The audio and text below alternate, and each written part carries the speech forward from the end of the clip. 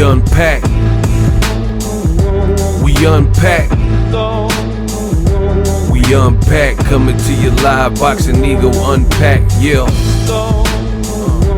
We unpack. We unpack. We unpack. Coming to you live. Devin Haney goes the Bernard Hopkins route, says he will never lose to a white fighter. Book it. What up, Fight World? It's your boy Ego, and I'm back with some more boxing. Make sure you smash the like button. Also, subscribe to the channel for the latest and greatest in boxing. If you want to become part of the gang, notification gang, please hit the bell icon. Shout out to the Super Chat channel donations, the Venmo donations, the Cash App, and the Patreon family. We working. Speaking of working, I have revamped the Patreon 2.0. I had to do a major overhaul, switch some things, simplify some things, and most importantly, get some content cracking. So shout out to the people who have already went over there and started that tribe. But, you know, we cooking, we going to keep working, and it's a great way to support the channel, get different perks. There's tier systems. You guys can click on the link in the description box or type in Boxing Ego on Patreon and see what it's all about, or join on YouTube and become a YouTube channel member, because I'm redirecting during this quarantine. I thought about some things and, you know, redirecting some of the content onto those platforms as an extension of this. Also, get ESPN Plus, which this includes ESPN Plus, Hulu, and Disney Plus, all three apps. That's $12.99 a month, and it does help the channel in a major way when you guys click on that link. There's no live sports. People are being quarantined, but if you need some content to fall back on and watch to keep you sane and get you by, it's definitely a great option. 3 apps for $12.99. I personally have all 3. And again, this does help support the channel so we can buy more gear, do more. You know, I'm a one-man band, Desperado, El Mariachi. So everything I do is all for the muscle. Now, Devin Haney has stated something that has ruffled some feathers, apparently, you know, typical of old media to, you know, just take one thing and I guess try to create this, you know, narrative like Devin Haney, you know, is this and that, you know, the same thing that we see with black fighters. Devin Haney was on 78 Sports. Shout out to him. He did an interview, him and his pops. And I guess someone in the comment section had basically said, salute to you guys, salute to 78, Bill and Devin Haney, the Haney's. I hope you're going to end the hype of Lomachenko and keep grinding. You know, that's basically what they said. So in response to that, this is what Devin Haney said, you know, on record, on the video. I could tell you this, I will never lose to a white boy in my life. I don't care what nobody got to say. Listen, can't no white boy beat me. I don't care, on any day of the week. I fight a white boy like 10 times. I'm going to beat him 10 times. End quote. So a lot of people are shaking up and, you know, saying, oh, I was a Devin Haney fan and now you lost my respect. You know, just going off the deep end off of this comment. I look at this as more trash talking. Now, from a PC perspective, you could say he shouldn't have isolated, you know, a specific group or race of people. I get that. But to be honest, all the, like, when this is why I started new media, like, people want so bad to jump on all these issues like Gervonta Davis and his baby mama drama and gossip, Devin Haney, these different types of things like that. But if you look at it, if you look at these different situations, all these people that are, quote, up in arms and so fired up about Devin Haney's comment, which is really kind of quoting Bernard Hopkins. I don't know if he did that intentionally, right? A lot of his old media people, and some of them are racist at that, and they're so angry. Like, it's the same, we see the same strategy over and over and over again, and they're trying to make Devin Haney out to be this villain. You know, they're gonna do him. It's funny how the black fighter always has to be the villain. You know, Floyd Mayweather, Broner, Errol. Like, when you look at promotions, Errol Spence and Mikey Garcia, the perception from old media is that these black fighters are predominantly the villain in the situation. What Devin Haney said, I think most people should feel that way. The thing where you could say he could have cleaned up his words or whatever is just the fact that it's not just a white person, Mexican person, black person. You should feel that anybody that steps in the ring with you will get beaten on any given day. So the fact that, you know, the thing that he did wrong or put himself in a position to get criticized is merely the fact that he kind of segregated a particular ethnicity, race, and heritage and says that particular race. But, you know, I'm not looking, I think people are really looking too far into it and doing too much. Personally, you know, all these issues we have with different minorities in the sport, predominantly black fighters, and these people are mum and remain quiet. Devin Haney says something like this, Bernard Hopkins says something like this, and it's an immediate headline to get people talking and, you know, clickbait and stuff like that. I don't think this is going to escalate like they want to paint Devin Haney into this negative person where he has to apologize or anything. That's what they want. They want him to cower down and you know, take back his words and lose sales and ticket sales, lose endorsement, you know, just stuff like that. That's what old media is doing. They're plotting. Ultimately, this is just trash talking to me. You know, he's just trash talking. He could have cleaned it up, but he didn't choose to. So that's his opinion. And that's what it is. You know, all the crazy stuff we heard from several people, and beyond just words, we have, see, this is what I'm talking about. When Devin Haney, he says words, these are words, right? And people are so bent out of shape about it. Wilder said he wanted to catch a body on his resume, so bent out of shape. But then there's actual people who are saying words, but also performing actions, right?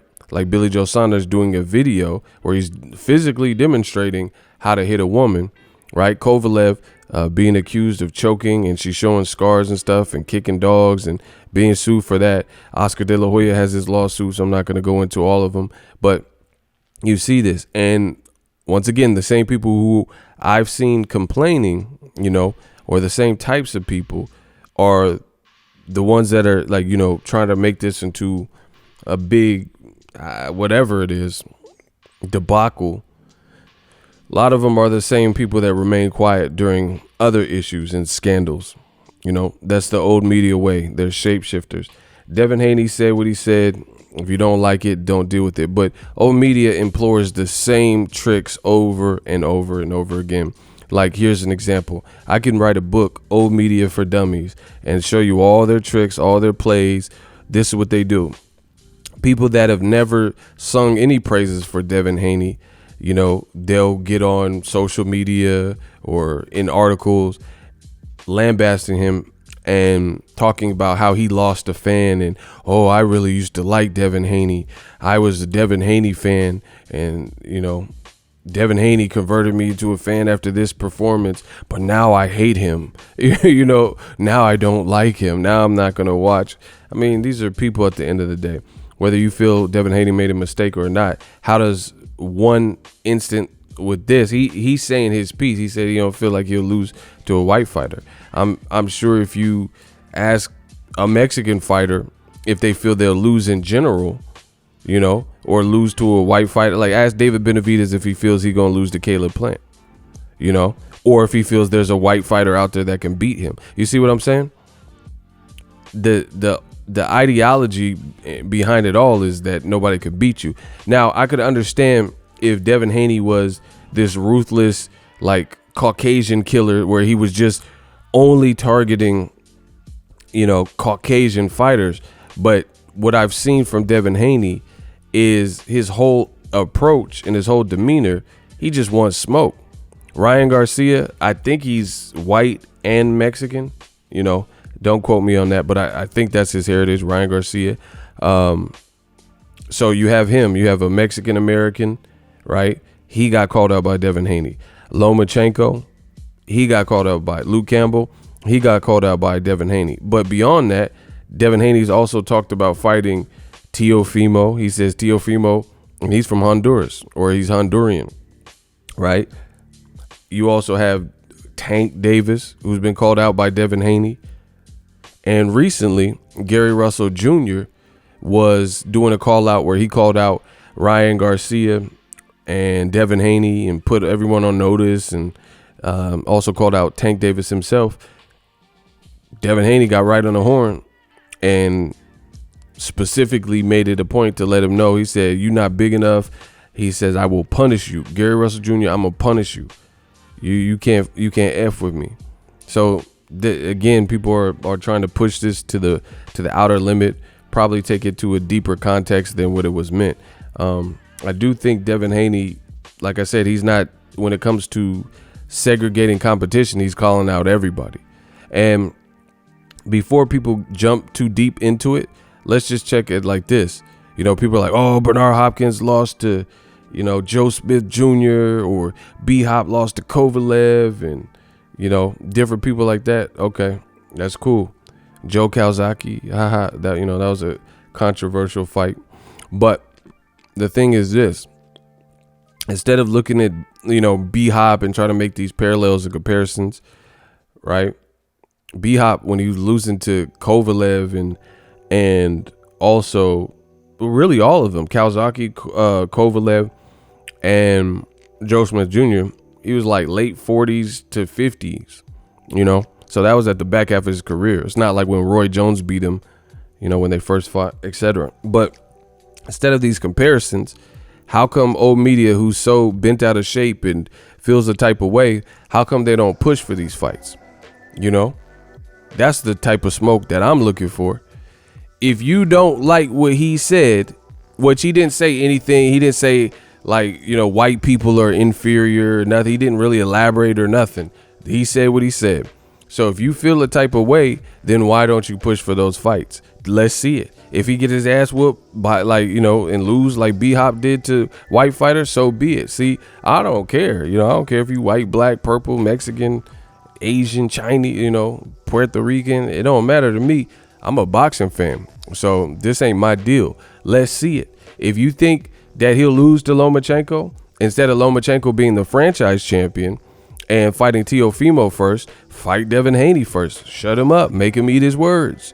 You know, desperate times call for desperate measures, and that's what it could be. He could be trying to ruffle up people and get under people's skin because he's the boogeyman at 135. And Bob Arum just did an interview. I made a video about it.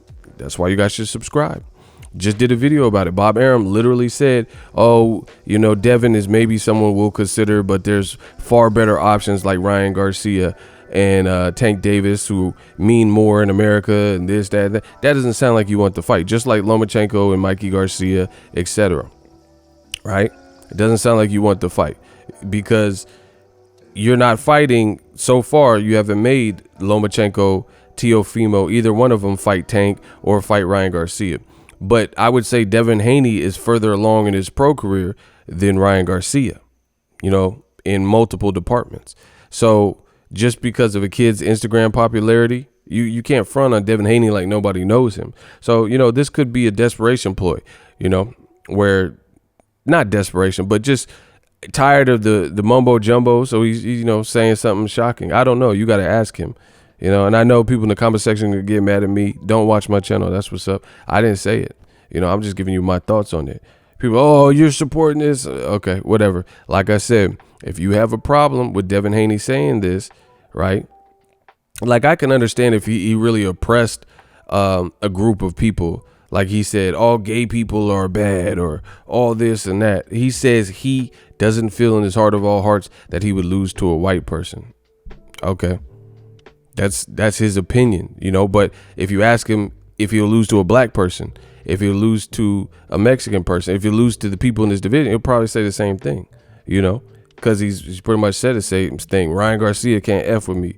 Lomachenko can't F with me. Luke Campbell can't F with me. He thinks he can beat anyone. So, you know, he's young. It is what it is. But people are trying to blow it out of proportion. Got a better idea. My idea is this. All these white fighters, put them up. If you think he's woofing and he will lose to a white fighter, then call for the fights. See, this is old media. They think they've outsmarted us some way, which is impossible. They don't have the mental dexterity that I have. The bottom line is, if it offends you so much That's great. Make the fight. That's all we want to see. We're all supposed to be boxing fans. You know, put Luke Campbell in there. They're both with Eddie Hearn. That's a good starting point. Put him in there with Devin Haney, and let's see. And my thing is this: whatever happens, happens. You gotta. I let everybody be their own adult and be their man. I'm not Devin's parent. I'm not Luke Campbell's parent, etc. So if you made your bed, you lie in it. You know, Broners said X, Y, and Z. Maidana gonna speak English when I'm done with him, and then he lost. It is what it is. That's what happens in this sport. So before people look too deep into it, I think the better idea is just to make the fight, and then we'll see. And then you can vote for or root for who you want to. Let's see if Lomachenko, you know, quote unquote white boy, or Luke Campbell or whoever else, you know, is at 35. I don't even know, that happens to be Caucasian, or whoever fans that is offended.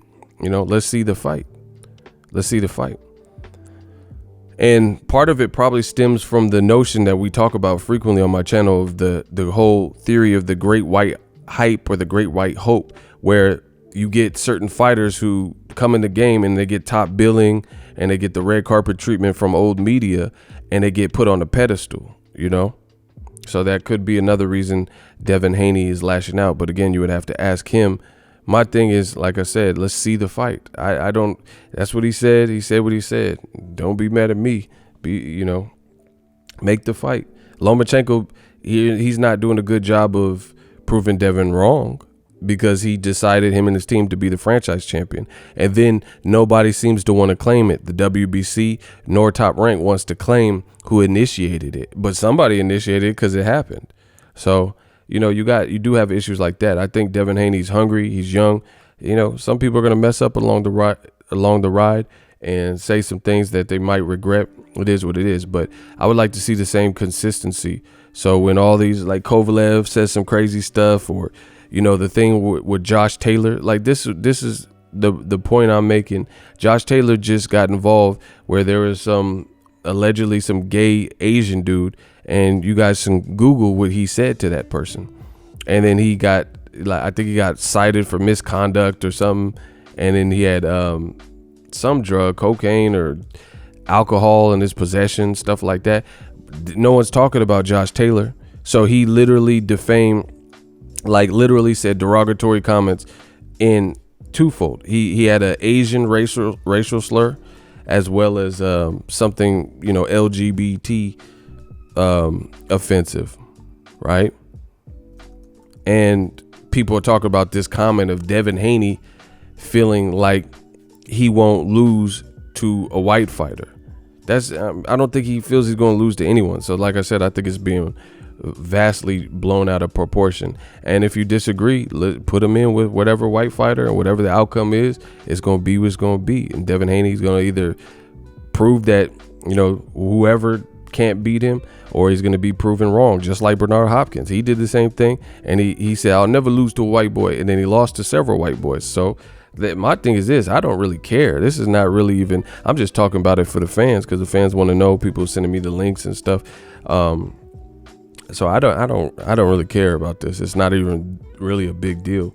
People are dying in quarantine. I'm trying to catch up on the news and stuff. So it's really not that pressing of an issue like old media is trying to make it out to be. But this is what they do, and this is what happens when you're from behind. The other thing I find it ironic is 78 did the interview, and mofos, it's like they don't want to reference certain people unless they absolutely have to. You see? Unless they absolutely have to. Now all of a sudden people want to write articles and mention his name because he conducted it and he got the juicy gossip that's controversial or whatever with Devin Haney. And now they're forced to quote and cite their source like a bibliography and write attribution. And it's just funny how that works. A lot of this culture starts here on YouTube. I've said it for the longest.